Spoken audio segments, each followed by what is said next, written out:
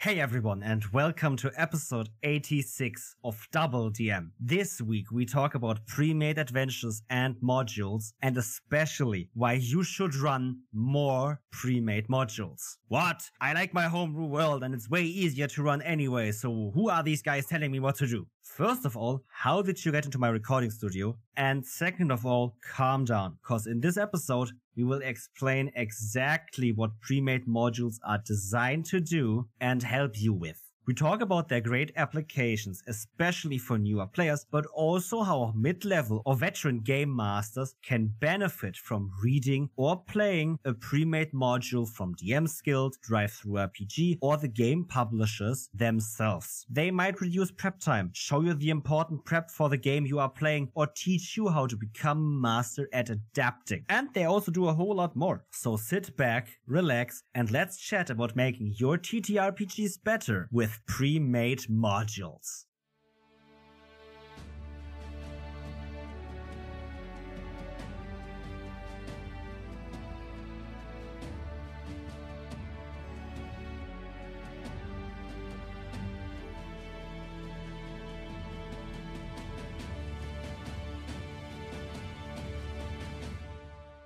Well, hello everyone, and welcome to another episode of DoubleDM podcast. Very nice, Niels. Very nice. What's that sound in your background? Oh god, I'm getting cold. Oh, fuck. I think I have to take it. Sorry. So, everyone, I knew something was happening. Niels didn't. So we're gonna wait for that call. But thank you for being here. Thank you for listening to this episode of DoubleDM. So, Niels, you're back from your call. How was your week? My week was actually pretty great, except the fucking call right now. Oh. I had awesome food. I baked awesome bread. I had awesome times with friends. So awesome times. So Let's talk about bread first. What bread was it?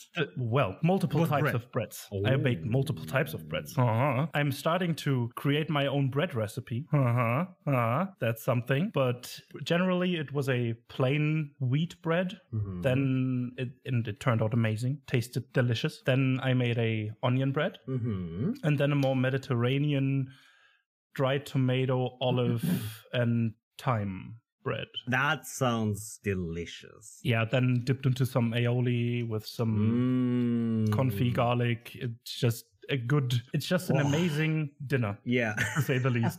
It was delicious. That I have some amazing. For breakfast today. So, awesome time with friends, Niels. What was that about? For some people it might be awesome, for some people it might be a chore, but I helped a good friend of mine move to Berlin this weekend. Mm-hmm. And it was carrying some heavy things, heavy cupboards and stuff, but we still had a lot of fun while doing it because we joked around, made jokes, blah, all of the good stuff. Mm-hmm. And finally, after 5 years, they are moving back to Berlin. They were 1.5 hours out by car, and now they are about 10 minutes by car from my home. Yeah, so we just celebrated that they got the flat in about 2 months, and it's affordable, close to our friends and central in Berlin. And then we can have all the different weird theme parties and D&Ds and everything all the time, because it's no longer, it's in a 1.5 hour drive. I have to work the day after. Is it okay to drive that late into the night for that long if it's raining and blah and blah and blah? But now it's just, then I'll get the fucking bus because it's right around the corner. I also help people move,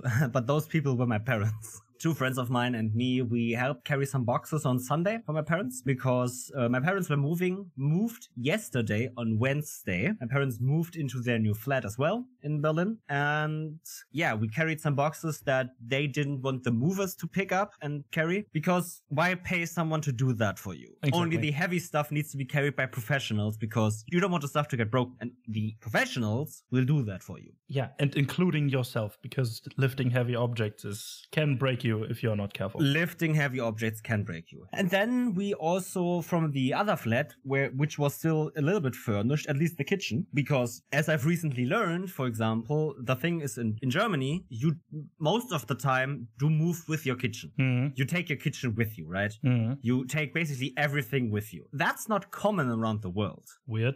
Right? Same here. Right? I built my kitchen to perfection for me. I will use it everywhere. Yeah, I moved into a flat where I took the kitchen over from the previous tenant, but that's just because they didn't want the kitchen anymore, and I didn't want to want the hassle of furnishing a kitchen. Very easy, right? Works for both parties. But normally, you would move with your kitchen. At least nowadays, you would do that. Because, hey, it's my kitchen. I paid for it. Many people just leave their stove or their fridge around the world in the place, which we don't do that. I would be fine with everything else except for my fridge and my stove, because I know how they work. I know, especially the stove, I know what temperatures they work great at, and I got used to it. It's weird, but generally, right, they still had the washing machine because the previous tenant didn't move out, they died. So there was everything kept in there, and my parents said, well, the kitchen needs to go. We need a new kitchen here in this place. But the washing machine was in the way, because obviously my parents already had a washing machine, but I didn't. So we also carried that down the stairs and brought that back to my place, and now I have a washing machine, and that's pretty fucking great. Yeah. Because washing machines are great, but they're also heavy. But we fitted that thing through the door and then into my room. And now my bath is very, very, very, very small, because there's not much place anymore in that thing. Oh yeah. I know how big, in quotation marks, your bathroom is. Yeah, the thing is about that, right? Bathroom didn't even exist in this building before, right? The thing is, this building I'm in is so old that there's a shed outside in the yard where I live, right? That used to be the washing house. Everyone in the house would have gone there to shit and to piss and to also clean themselves, because this house is that old. So before that room would have just been the kitchen. My kitchen would have been basically double its size before. But now I have a bathroom. And I think that's a fair trade I will make. Yeah, I will take that trade deal every day of the week. Having your own bathroom is just, this is the stuff. Communal bathrooms are something that I don't really enjoy. I don't like it. The only time I've had a communal bathroom was in summer camps, where we were like on floors, like 100 boys using 10 different toilets. Yeah, or when you go camping or something, you have these communal bath houses. But I like to shit in private. It takes one person to destroy the bathroom and everyone is fucked. Exactly.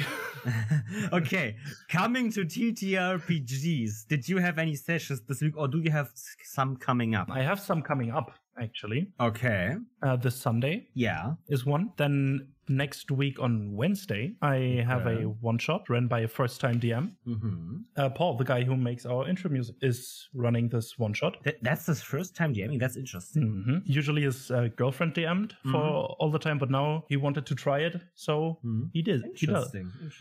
And then on the 3rd of October, then our Curse of Strahd finally returns to session. Because we were on hiatus for a bit because scheduling issues with 7 people. I've stepped away from DMing groups over 5 people. Yeah. Because, right, I love big groups. Don't get me wrong. But scheduling has become a nightmare since we've all went to college and university. Yeah, and then put some work into there as well, and it's all just completely fucked. It's disgusting. It just doesn't work. So I'm stepping more into the direction of 3 to 4 players, depending on who knows they are available at the times we want to play. And so that's that. For me, I only had a session on Tuesday.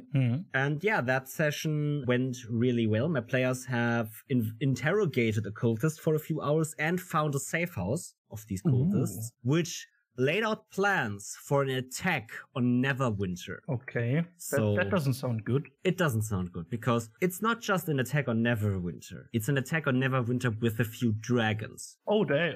3 dragons plus a couple hundred people attacking Neverwinter. My players have 1 day. Oh, damn, that's not a lot. Yeah, and my players would need at least 1.5 weeks to Neverwinter on horseback. Okay. So that's the thing.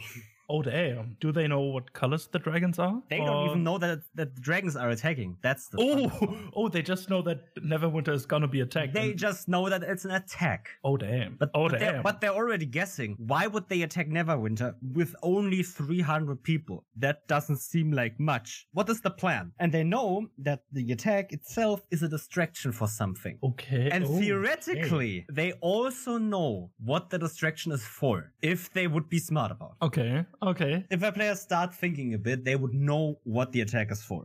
Seems interesting. I can't wait to hear more. Yeah. Amazing. That's my sessions. And yeah, but then the session on Sunday with you as well. Can't wait to play that again. Yeah, I love the group. All weird characters. I love it. So I think with that, we've talked enough about our weeks and can jump right into our episode made on Premade Adventures and how to engage and run them.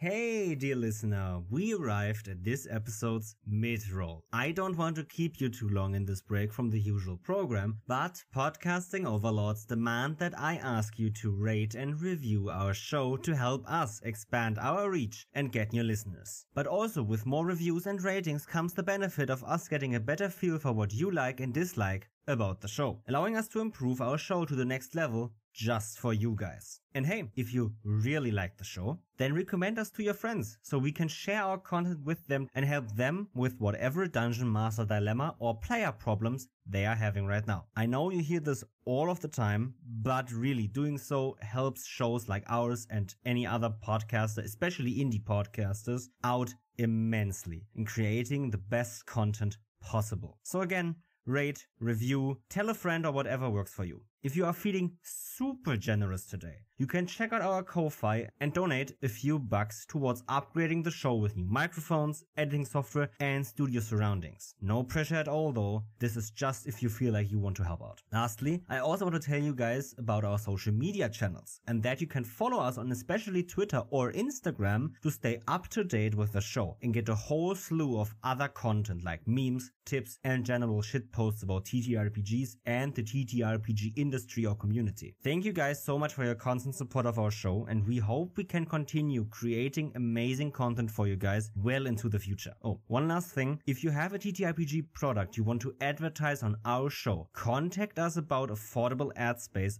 on DoubleDM episodes, and we also have promo swap spaces available for other podcasters and shows. And with that, I have an advertisement for you, and after that, it's right back to the show.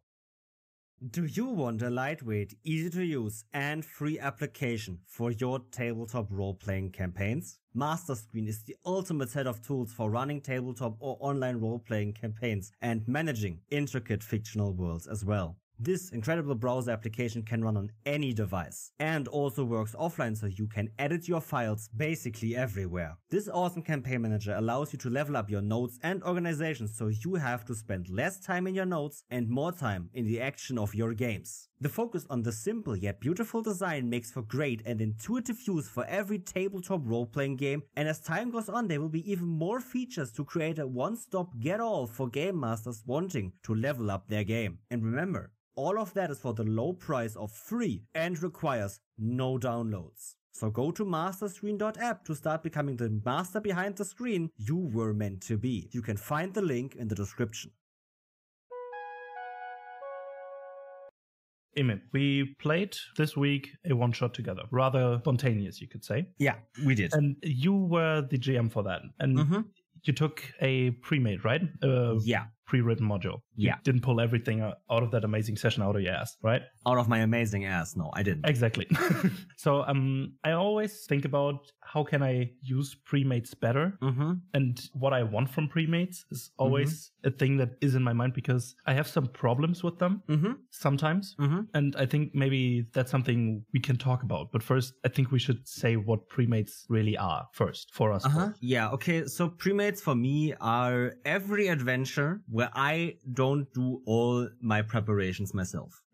Where I take documents that help me to make my prep, right? For example, if I have a world book full of world building information and use that to create, like if I have a book on Faerun and just use that book to get the information I want about the world that I can prep, that's still not a pre-made module. But a pre-made module is when you get some information, basically when you let some other person do prep for your adventure. Yeah. That's kind of the broadest term of it. But obviously when we're talking about pre-mates or modules, modules, we want to have something that is actually also coherent, not someone that just wrote down a plot point for you to use and then you use it. That's still not really a pre-made. But if you go to DM Skills and go search for an adventure and take one of the Adventurers League modules, like for example I did with the one-shot we had, that's a pre-made. Some people made this one-shot or this adventure so I can run it without any sort of extra around it.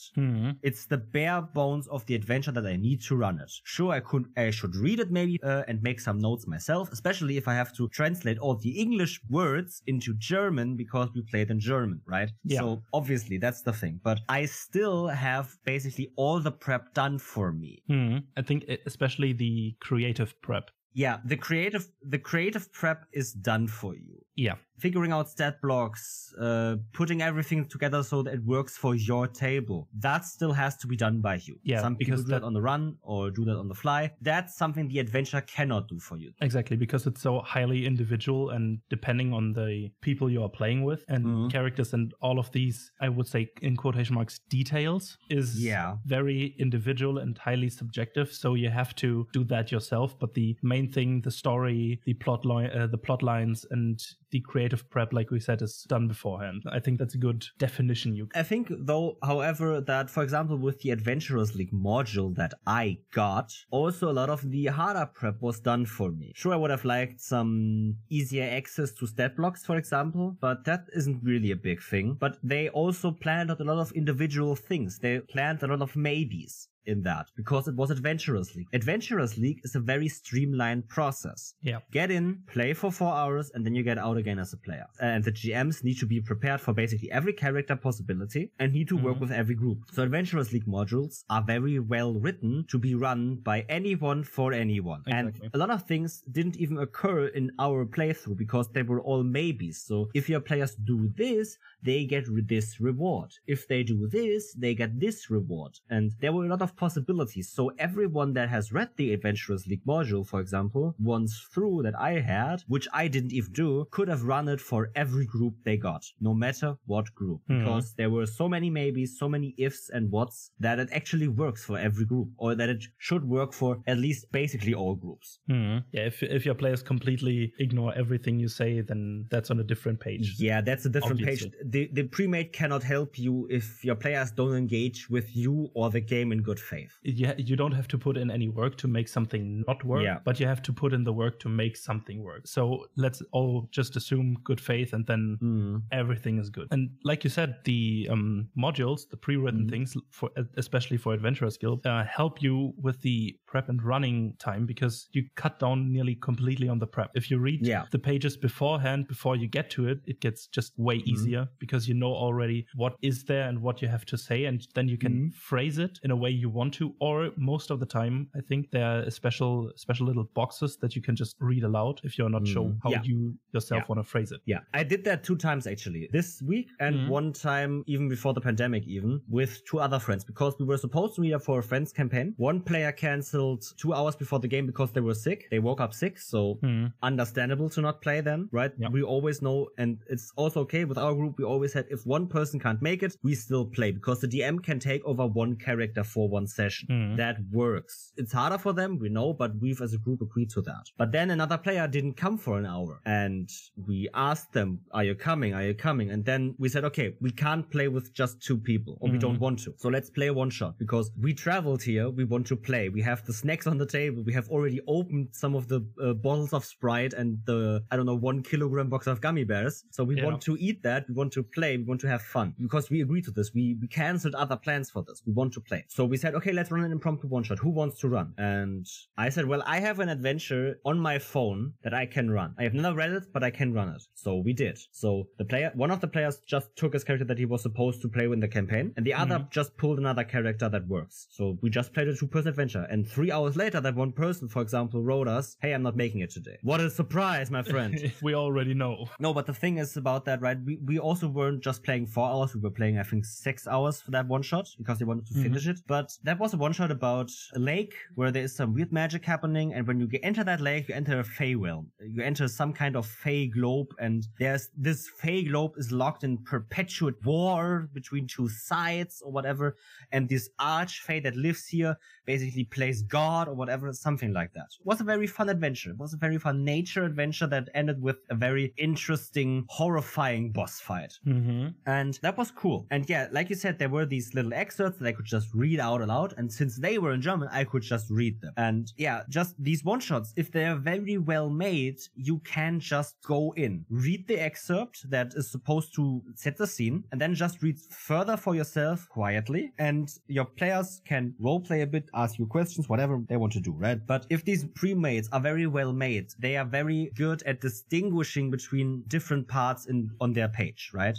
Just a simple, this box is in a different style than the other text. NPCs are in a different box as well. Every NPC has a symbol or something that shows you this is an NPC or something. And if that's the case, it's very easy to navigate the pages as well. Yeah, they are very well structured. If they are, it's very easy to run them. That's the thing. Exactly. Right? Yeah. They aren't always, and that's also not necessarily no fault of the designer. I don't know if that designer is a professional or is the first timer, right? Yeah. Doesn't matter. I already appreciate that someone did the prep for me. But but the well-made, the well-designed, the well-organized are very easy to run because I can navigate the pages very quickly. Yeah. And I think there are multiple lengths of premades. There are these big modules like Tyranny of Dragons, for example, is a huge block of adventures. It's amazingly huge. And then there are these other ones, the basically just one shot you can run in a single evening or a single session. Or should be.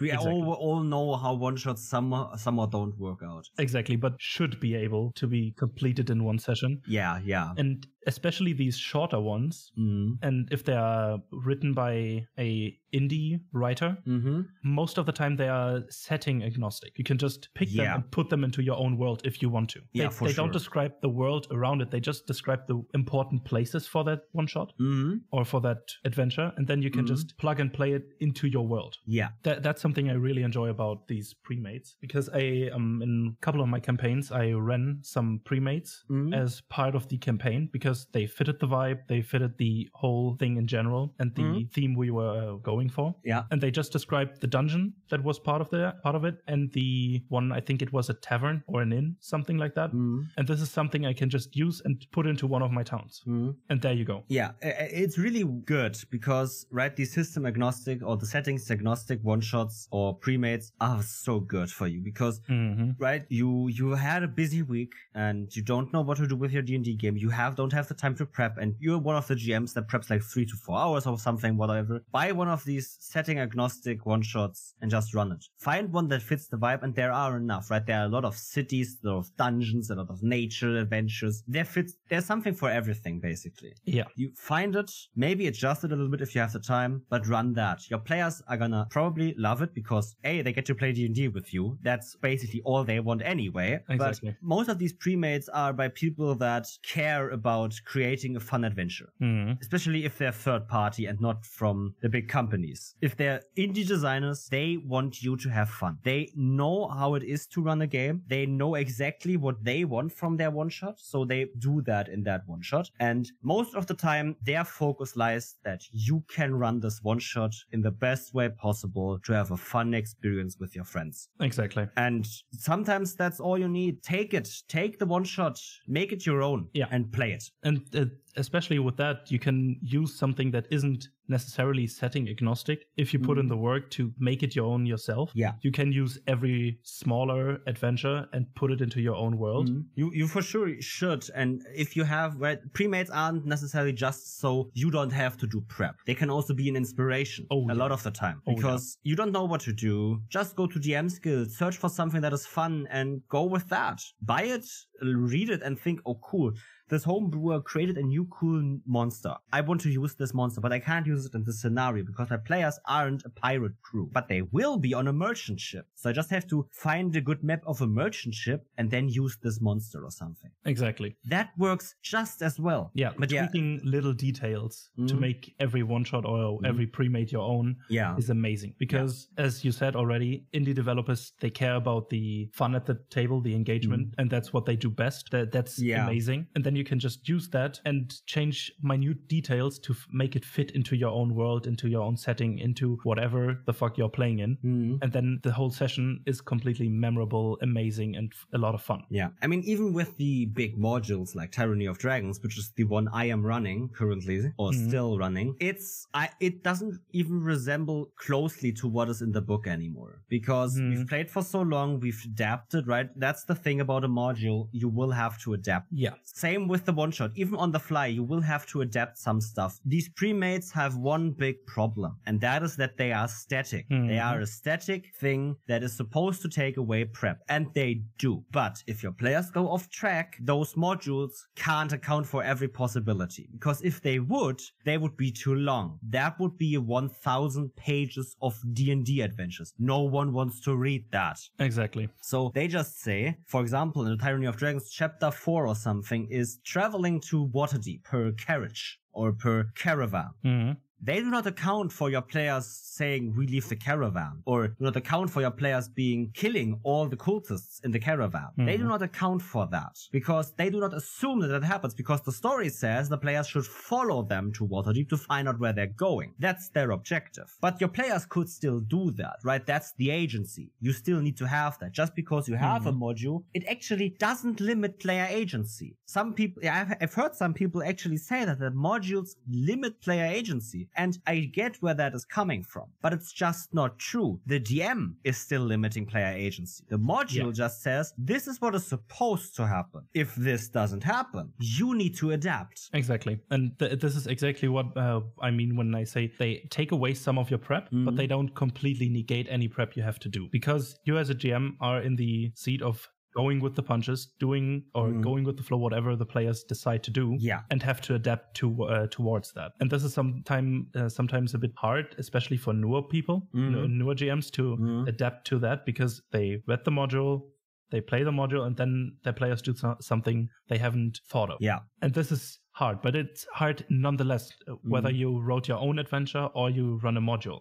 So this point doesn't really stand. Yeah, the thing is about that, right? Pulling with the punches is one of the things you need to learn by doing as a DM. Exactly. It's something everyone is kind of scared of at first, because obviously it's scary to not be prepared. And yeah, right, the advice for that is you're not helpless. You're not underprepared. You're actually very good at it. Just go with the flow. But they need to realize that themselves. We can talk about it as much as we want on Twitter, Discord, Reddit discourse, or in this podcast, but the people need to realize it themselves. Yeah. I can't make someone lose their fear. Only they can. But I can be supportive in telling them that, right, you can do this. Just take it slowly. Do what you think is right. You will make mistakes. That is okay. And the thing about that is, when you're in that, the modules also can't prepare you for that, right? I think modules are great for newer people because they are easier to run. Oh, yeah. Oh, yeah. Okay. No, they're not easier to run. We will get to that at some other point in this episode. But they are better for newer people because they get to see how to do it. Yeah, and I think the people that designed the module already know the rules and the system the module is written for. Yeah. Even though you as a GM might not be as familiar with the rules yet. So they tell you what checks your players need to do in certain situations sometimes, or give you hints on how you can change some of the rules to fit that better. Yeah. And this is something that is amazingly good for newer GMs because you have no fucking idea what you're doing and you need to learn that.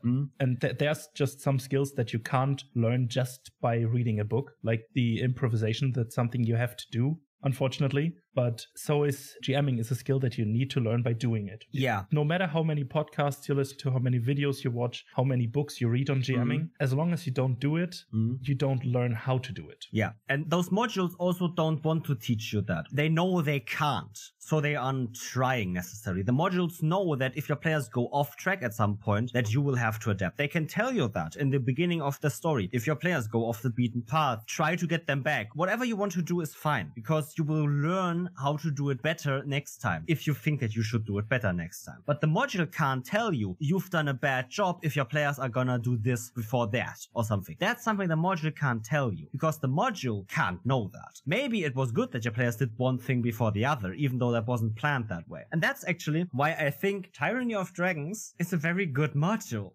Right? A lot of people say it's bad, and I know why they say it's bad, because it's not written like a normal adventure, because it has some big problems. I'm not gonna lie. Right? It's the linear story players should follow to follow the cult of the Dragon Queen. But the module also follows the plan of the Dragon Queen, or of the cult of the Dragon Queen. This module follows the plan of the cult of the Dragon Queen. Attack the city in the beginning, get back to our base camp, travel north, get everything to the castle in Skyreach, and disappear. That's the plan. And your players follow that plan in that module. And I like that, because it gives me the information to know what the cult is doing. It doesn't give me enough information. I'm not gonna lie. The module is bad about telling you what the cult is actually doing at points. But if you look at it from a full perspective, if you read all chapters before even starting the first chapter, which some people do, some people read the full book before they even run it. And I should have done that maybe myself for this module, because this module literally tells you from the beginning to end how the story begins in the City of Greenness, and how your players are gonna figure out the plan of the cultists till Skyreach Castle. And that's the plan of the cultists. The module goes along the plan of the cultists and then tries to put players into that plan. And that's where the problems arise. But it gives me exactly what I want for prep, because I know my players are gonna go off the beaten path. But I know what the cult is doing. Yeah. Because I know they want all their gold in the Mare of the Dead Man, because that is where their portal is to the hunting lodge, to Castle Skyreach. Yeah. I know what the cult is doing. What my players are doing is completely irrelevant, because the module still tells me what is happening next. Yeah, I think as long as you have a plan what the NPCs and the antagonists of the story are supposed to do, you can easily pull with the punches. Yeah, and that's why I love this adventure. It's not good writ, but it tells me what the cult is doing. Yeah, and especially if you run your fair share of games already, it gets easier and easier. As we said, it's a skill that you develop over time.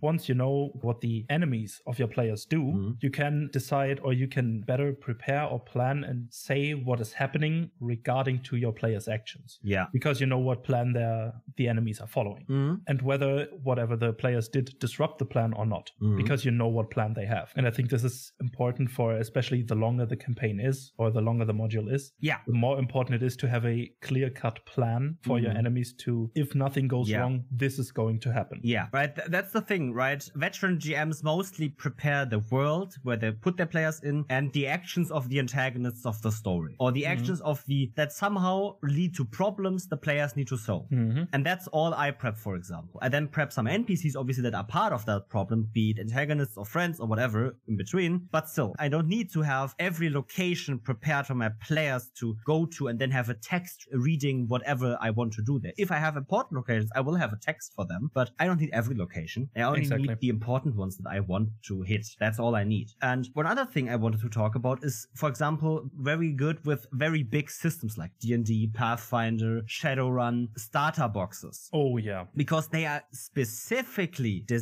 supposedly designed to be run by newbie GMs with newbie players. They are supposed to teach you the game as you go through these sessions that you play in this box. I haven't read the D&D box. I don't know if it's any good. I haven't read the Pathfinder one. I don't know if it's any good, but they are supposed to do that. They're supposed to teach you the game as you go. Very simply. I can say as a player in Lost Mines of Phandelver, I think this is the module or the starter set. That isn't the starter module anymore for D&D. No, not anymore? Okay. No. But it once was, Dragon of Icespire Peak is now the is now the starter box. That's the thing. I've read Lost Mine of Phandelver. I ran that. I know that. That was good. That wasn't bad. Yeah. But the new box, I don't know.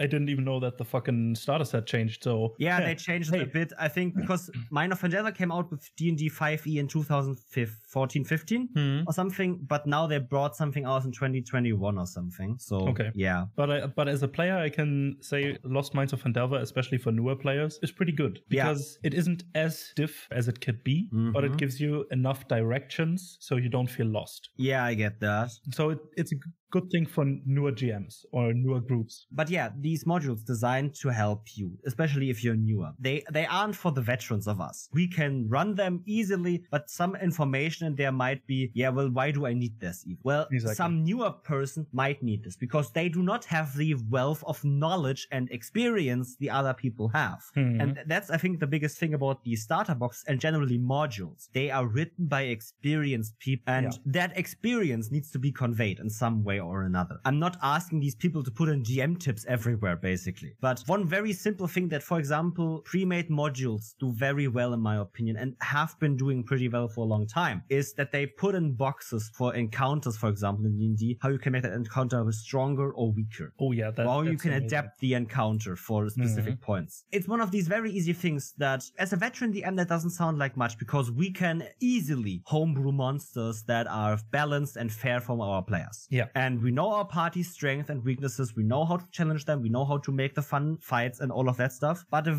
newbie GM doesn't. Exactly. They are left to figure that out themselves. So having something that actually tells them, if you feel your party is a little bit weaker than they should be, just do this little adjustment. That should do it. That's genius. That's amazing. As a veteran GM, that is very easy to do yourself. You don't need someone to tell you that. But for a newbie GM, they wouldn't come to that conclusion in the beginning. Yeah. But telling them that is exactly that experience being conveyed. The veteran tells through their adventure, you should do this if you think it's the right call. Make the call. If your call was wrong, that is okay. Exactly. And I can say I would love to have these options when I started GMing, because I didn't. So I had to fucking go with it, nearly kill my party. My party completely wiped the floor with everything I threw at them or whatever. But once I got the experience in, I could change that on the fly. Yeah. But I had to get that experience myself completely through trial and error. Yeah. But with the newer pre-written things, these steps help you. And especially if you use these adjustment things or the adjustment tips, you get more easily how to adjust certain situations to your party, because it gives you some ideas how to do it. And then you kind of think about, why is exactly that the case? Why should I change that part of the encounter? Or why should I change the other part of the encounter? And then this leads to you thinking about it in every other encounter, may more or less passively when you design them yourself. Yeah, for sure. That's one of the biggest things for premades for me. One other thing that I really enjoy is how, if premades are very well made in presenting NPCs. Not everyone is good at that in their premades. I've run some premades that didn't have really good NPC information. Some others had great ones. But for example, the official The Dark Eye one-shots are very good at this, because they give you a full stat block for everything you need for this NPC, and they tell you a lot of different things about their personality. Especially important NPCs, they basically get half a page of information about them. So, for example, very important NPCs, they have literally a block that is called Fate of this NPC. If the PCs don't change this character is gonna die. This is how it's supposed to go. Do the PCs intervene? Something like that. Or these are the secrets this character has. These are the rumors about them, or something. And if you have very well put together NPC information, a lot of these secrets, fate, whatever, right? Information that you as a GM should think about, not just the stats, but actually the plots they play, the parts and plots they play in the story. That's gonna help you develop your own NPCs later on, because now you have a good template. Okay, I should make stat block. Sure, get that. Point one. Second of all, I should put some rumors in about this character. Part 3, I should have some secrets from them. Part 4, I should have written down their mannerisms, appearance, and whatever. And then you have a good template for an NPC. Exactly. And then you can adapt that if you get more veteran and don't need a stat block anymore, or don't need a description anymore written down. But you get a template that you can adapt and use as a newbie GM already. That is such a huge tool for you. Yeah, and I think it builds that mindset of thinking about these specific things later on in your quote-unquote career. Yeah. Because when you start early with these, okay, what can I do? Or there's something that the world knows about, or supposedly knows about this character. You read that, and you read that more often and more often and more often, and so on and so forth. You later, when you create your own NPCs, you automatically think about the stuff. You create an NPC, and then can already connect the dots and connect the NPC to the world through information they have, the fate, whatever, and some rumors, and connect it all together. You just weave the NPC into the world through the mindset you built with the help of the module because it gave you a template. Yeah, for sure, right? I just think that even if you're a veteran GM, there are a lot of benefits to a module. Oh, yeah. Right? For example, if there's one thing you struggle with, be it, I don't know, for example, NPC design or encounter design or whatever, modules can help with that. Find some, run them, and learn. You can learn from modules. And I wouldn't say that modules are always bad for veterans because, yes, maybe you can create a better story for your game because you know how to do the creative work for that. But sometimes a module can do the job just fine and will help you learn later on. So that's why I think, yes, while I don't need to run modules, I still like running them, and why people should sometimes run modules. Sometimes it's just to take care of the prep that they need to do for an impromptu one-shot. Works. Sometimes it's to learn the system. Works. Sometimes it's to learn a very specific thing about GMing. Works. Sometimes it's just to have fun. Works. Exactly. And I think running modules to learn a specific thing about GMing, this is something especially the newer modules, give you a little bit more of, is to connect player backstory into that module. Especially in the earlier ones, this wasn't that much of the case. So you had to craft that yourself. And this can be a tough challenge sometimes, from having the story fleshed out and completely done for you. And then just putting in random characters might seem odd. This is something you had to put in some work before. And now there are some tiny things like, okay, maybe these are the rumors your characters could have heard why they are on this adventure and all of that. And then connect the backstory towards your module. And kind of, this is something I struggle with sometimes when I run pre-written things, is to connect the player-specific backstory with some NPCs into that module. That's why I actually think for modules especially, tell your players to not create a backstory until they've heard the first story beat. Right? For Tyranny of Dragons, my problem was my players had the backstories prepared and they wanted to do stuff. And I was like, okay, how do I put that into the pretty linear story of Horde of the Dragon Queen? And I somehow made it work, I think. I don't know yet completely, but probably works. Yes, cool. But the thing about that is that if I had given them every single story beat beforehand, or some story beats at least, they would have been able to make connections. Sure, the game tells you that there are some story beats, like one of the characters could be part of a dragon killing order or something. But the player still needs to say, yes, I want to do that. It still needs to fit the character idea they have. They can't just say, yeah, my character also was dragon hunter, because before that they were just a normal baker that had to take up arms because their hometown was destroyed. No, doesn't work that way. Just doesn't. And I think there you can see a difference in the way some modules are written, because not every module or premade is written the same. There are more linear ones like Tyranny of Dragons. It's a pretty straightforward thing, more or less. And then, for example, Curse of Strahd. You get locations and objectives to achieve.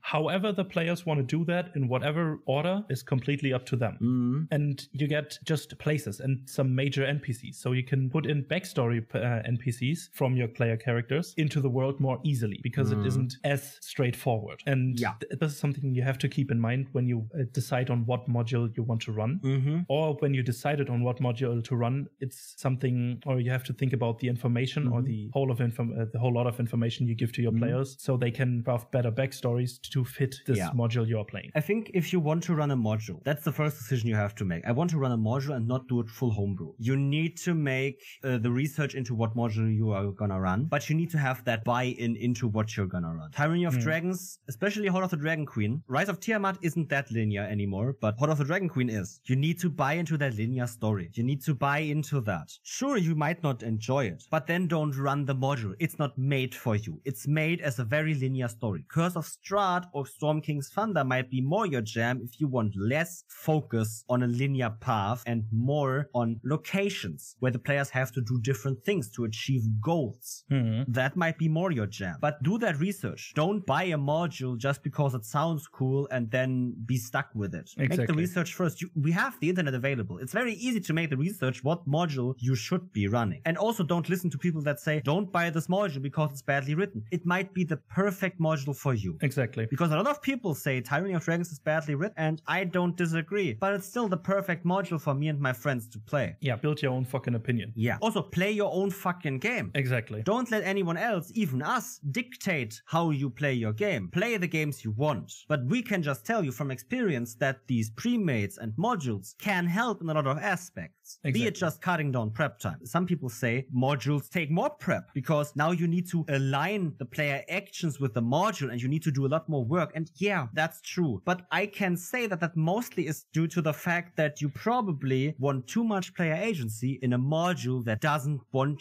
your players to do a lot of stuff off the beaten path. Yeah. If there's a time limit, Tiamat is gonna be resurrected if you do not stop this. And your players go fucking off into the different direction to win a bread baking contest, then yes, that takes more prep because you probably didn't manage the expectations with your players that they should stay on the path and follow their objective. Yeah. I know this sounds like limiting your players' agency, limiting your players' fun. It isn't, as long as you talk about it beforehand. Don't place invisible walls where your players want to go, but tell them that they shouldn't go that direction. Players will understand. They will know. They will do what you want. And again, it's not about what you want. It's about what the table as all want. And you're part of that. Make your opinion heard in this regard. Modules do not have to be more prep. They can be more prep if you want to run them like a homebrew campaign. They don't work that way. They give you the information that you need. And sometimes you need to rip parts out of the module and say, I disregard that. I did that myself. My players skipped the whole chapter because of how they went in there. That works. Yeah. It works. It wasn't much prep even because I only needed to prep the swamp they went into. I only needed to prep that. And then they were back on track. If you want to run a module without running a module, just buy the campaign setting or the setting guide, for example, and then craft your own story. Please don't buy the Sword Coast Adventurers Guide. That's the worst written book Wizards has ever released. Yeah, I'm not saying you should buy exactly a specific book. It's a bad book. It's very bad. It doesn't give you information at all. Yeah, but one module that I really like, or it's a module/setting guide that I really like from Wizards of the Coast is Icewind Tail. Because the first 2 chapters are just completely designed to get to know the locations. And with that, the first chapter is just a description of every fucking location there is with possible quests to do. It's very open in that regard. It just gives you a setting and these are some objectives that your players can do. And say after 4 quests, after 4 objectives, they reach that level, 1 objective, 2 objectives more next level, 1 objective more that level, and then spread some rumors and some tales so they can experience the wilderness. And then chapter 2 describes the biggest parts in the wilderness. And then you get to the main story. And it's a mixture of a setting guide because you can just disregard the quests and use the setting guide as is in chapter 1 and 2 and completely go with that and craft your own shit out of it. But it gives you the option to say, hey, we have a open storyline that gets more linear the further down the path you go. And I really like that idea. Yeah, I really enjoy that as well. I've never played or run Icewind Tail myself, but I've read the book a bit. It's pretty good in that regard, right? It gives you a lot of word information that you need to run the game. And even if your players go off track, you know the location, the whole area, you know it. Exactly. You know enough to adapt. And the module prepares you for that, to adapt a bit. It tells you what you need to know about the location. With that, you can create up more of what you want to do. So yeah, I agree with that fully. Icewind Tail is a great module in my opinion, and I want to run it at some point. Yeah, maybe after my Tyranny of Dragons campaign is done, I want to run Icewind Tail with that group. And I can say I run Icewind Tail more sparsely with a group that hasn't much time, but sometimes we play Icewind Tail. And another friend of mine also plays Icewind Tail, but it plays out completely different. Yeah. Because you have 10 towns, 10 different quests, and you can only do 4 or 5 of them until you get to the next chapter. And because of the plethora of options of quests to choose from, you get a completely different setting after that because the attitude towards your players changes depending on whether they help the town or not. And this completely changes the whole vibe between certain campaigns. Yeah, but it's right, every module. If I talk to someone that has run Tyranny of Dragons, our playthroughs are gonna be completely different. Yeah. Or if you talk to someone that has played Curse of Strahd, because you're also playing Curse of Strahd in the group, right? Your experiences are gonna be completely different. That's basically by the nature of how modules are designed. They are aesthetic, right? As we said, they are very static and the GM needs to make it their own. I think that's really the moral of the story. Even for newbie GMs, these modules are designed to help you. They are designed to take something off your back, and they are designed to do stuff for you. But you need to make them your own. Exactly. Sometimes you can't even read them, right? I did that. And that works. But preferably, these modules are designed to be made your own. They give you everything you need to run the game, but you should build on top of that. Yeah. Because while they are enough, they aren't everything. Yeah. I think they are just the bare bones plus a lot of stuff other, but the fluff and the engaging parts, that need to be done by you. Exactly. They are just a stiff groundwork that can be bent towards whatever shape you want. And this is something you have to do. You have a block of clay. You can say a module is a block of clay. It gives you the stuff you need to work, or you can work with, and you yourself shape it into the form you want. I think it's actually the block of clay plus an instruction manual for how to build either a few or one shape of that clay, but you can build other shapes if you want. Exactly. They just take more work then, because you don't get the manual on how to do it, but you can still do it. You get the groundwork still done for you. The Cult of the Dragon Queen games, they still give me all the stat blocks for all the major cultists and the cult participants, so I can build a story with cultists. Gonna say, actually, the game doesn't do a good job of giving me stat blocks, and I still am very salty that the Attack on Neverwinter hasn't been part of the book, but that's me. That's me. Gonna come down from that because I love it, but I also so much hate some decisions that have been made with the Tyranny of Dragons book. Anyway. Kind of a love-hate relationship. But that's the thing about the module. It's a great bare bones for me, but not everything in it works for me. And when you get a module, some stuff will resonate with you and some stuff won't. Even if you're a newbie, power through the stuff you don't like, because oftentimes disregarding it will gonna create more work for you. That could be something that works well for you if you are one of these newbie GMs that need to learn how to do the complete prep work for a game. That could be a good thing. It could be a lesson that is very scary to you. Yes, I know. But sometimes that might be good for you, because then after that you can run homebrew campaigns, which I still will say are my favorite. I still like homebrew campaigns more than full-fledged module campaigns. But they're not bad. I just like them better. But if you have something in a module that you do not like, that's okay. I wouldn't necessarily say completely disregard it, because sometimes that is not the best decision for you. Sometimes the best decision is power through it. Learn from it. Learn, why do you not like this part? And then you can avoid that, what you learned. Exactly. Yeah. I think modules are just great learning experiences. Yeah. And they are meant to be. Yeah. And I think they help you to think about the way a campaign could be structured. Because you have your beginning, your middle part, and an end, and you have the excitement curve, you could say. And this is something that you will keep in mind naturally when you create your own homebrew world or your own homebrew campaign, because most of the modules are structured in this specific way. When you play them, you get why. And then you say, okay, I have that plan in mind. How can I do that? And how can I keep the excitement and engagement curve up there at the parts where I want them to? Yeah. And this is something that modules do great, because they're written by people who already have the experience to do that. Sure. Yeah, right. Yeah, I don't have anything else to say really to that. I think just modules are great if you engage with them in the way they want you to engage with them. Exactly. And some people just don't engage with the module the way it wants you to engage with it. And that's the big problem I think that people have with modules. I get that. Completely, I get it. Sometimes you as a GM also don't want to change your DM style to fit the module. Because that is a lot of work as well, and you don't want to do the work. I understand that. I completely do. But then you should have run a different module probably. Or a different game even. Yeah. Because not every game can do everything well. Not every module can do everything well for you. And you need to know the strengths and weaknesses of the module you want to run before you even decide to run it, to know if you actually want to run it. Yeah. Exactly. And I think with that, we discussed plenty of modules what we like and what we don't like, how you can make them your own, and some tips for how to run, why we like to run them, and so on and so forth. And as per usual, you can follow us on Twitter and Instagram at DoubleDMPod. You can visit our website at www.doubledm.com. We also have a Ko-Fi if you would like to check that out. And please, if you like the show, leave us a rating on your favorite podcast listening platform of your choice. With that, thank you for listening. Have a nice day, and bye-bye. Bye-bye.